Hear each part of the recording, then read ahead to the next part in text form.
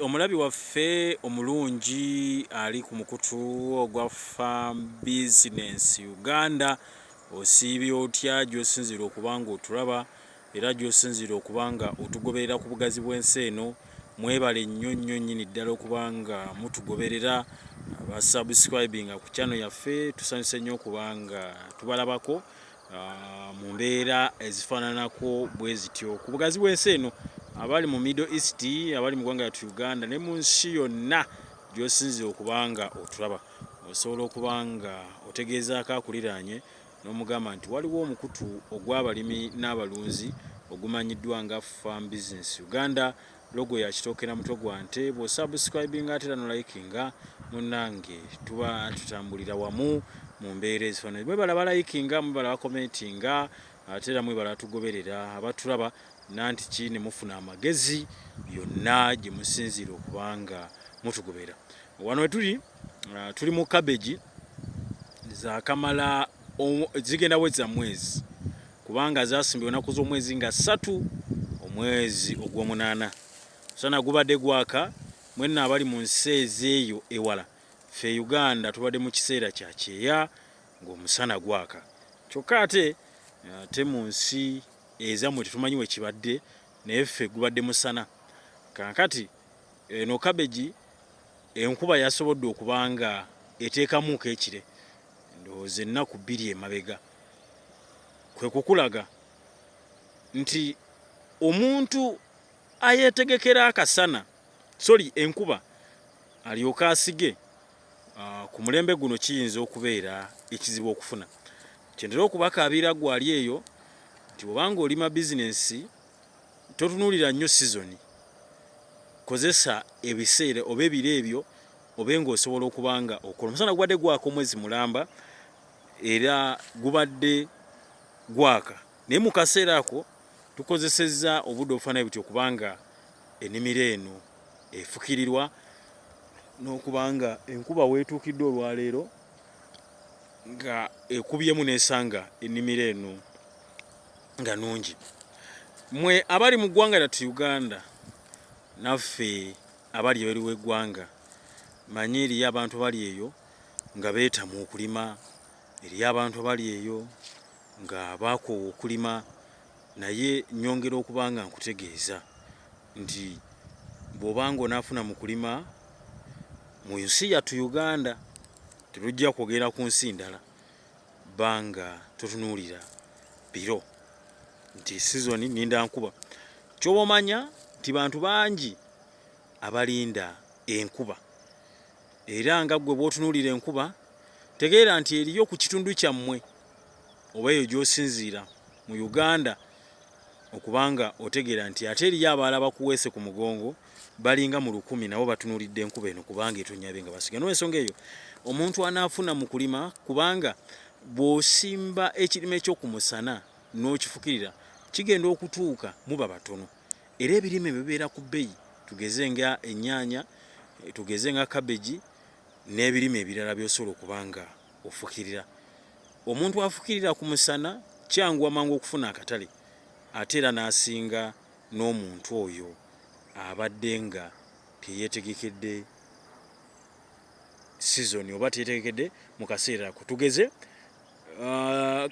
ebijanjalo ku sizoni yaabyo bitera okusula ebirime nga cabbage singa biba bituukidde kumu, ne bisula ebirime nga sukuma. Tugeze ebijanjalo nga bituuse ng'ebibisi.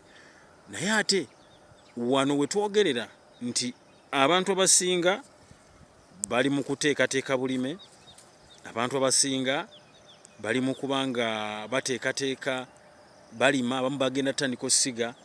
Kati cabbage ono agenda kubanga amaze okubanga akula. Kati no tetuli mu gundi yeemu n'abantu abalimi oba n'abantu abamu abagenda okubanga basimba emibiri ebyo. N'olw'ensonga eyo omulabi waffe omulungi wa Farm Business Uganda nkutegeeza nti otunuulira biro ng'onaalima. Kyova olaba nti omuntu aliraanye amazzi yandibadde nga yeesunako, yandibadde nga asanyuka, yandibadde nga asambira waggulu ng'ejjanzi ng'eboogera. Ku lwaki? Kubanga oba ne chance nnene nnyo okufuna. Ffe wano wetuli tuliraanye mazzi era amazzi gateekeddwamu ssente okubanga gasombebwa, naye ate ffe tusambira waggulu kubanga abantu banaasimbira bakungule ebijanjaalo ojja genda okubanga olaba nga we binaatuukira ffe nga tuli mu katale twegirisa ffekka. Tukozesa ebiseera omuntu anaalima mu mulembe guno tutunuulira nkuba. Enkuba erimba tusobola n'okutuuka akaseera neetonya nemala ate neyeesala omundi gutya omundi gumu. Naye oba weetegese ebiseera nga bino kiba kisobola okuba nga kikuyambako gwe nno omulabi waffe omulungi ali eyo atulaba. Mwebala aba subscribinga ku channel yaffe, ate era mwebala balikinga ku channel yaffe, mwebala tugoberera abantu bangi atugoberera batulaba bitamanyi amu batuwa emirimu ku bugazi obw'ensi eno batuwa emirimu amu tetulibalabako batuconnectinga n'abantu baabwe bali mu ggwanga lyattu Uganda amu nga bali bweru. Olw'ensonga eyo naawe osobola okujja okutandika n'omwezi ogw'11 waliwo ekyenjawulo ekigenda okubeerawo ku channel yaffe eya Farm Business Uganda. Kaakati tugamba nti lindirira, tuba tulina kye tuzimba kye twagala tugenda kubanga tukikwanjulira gwe nno omulabi waffe ali eyo asobola okuba nga tugoberera. Subscribing era likinge n'okutegeezaako abantu ku mukutu guno ogwaffe gubeerako bya bulimi na bulunzi. Kuza ekibuuzo kyo ojja kuba nga osobola okuba nga oddibwamu, wonaaba oddiddwamu ate munnange kigenda kuba nga kikuyisiza ddala bulungi. Mukutu gwa Farm Business Uganda, nsonga za cabbage, nsonga za kulima nga tutunidde season, tutunuulira nkuba, tunuulira ebiseera, okozesa akaseera akabala nga balinga batakiriimu gwawe oyinza okuba nga ofunira. Ndowooza kamera yaffe nga bwekulaga era oli kubanga okiraba.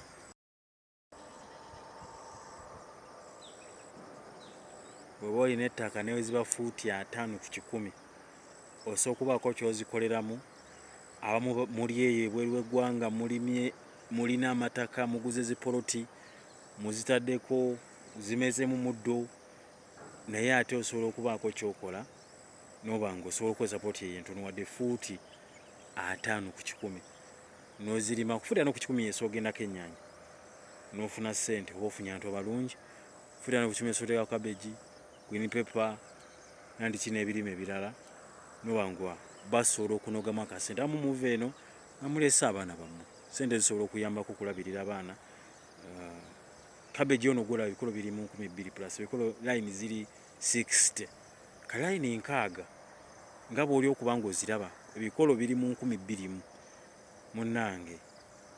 Bw'obanga okutuze cabbage emu nusu 5 ku nnimiro, njagala obaliremu eyo bonna amala ojja kumpa ansa. Mbaagala nnyo. Farm Business Uganda, farmer to farmer, mulimi ku mulimi.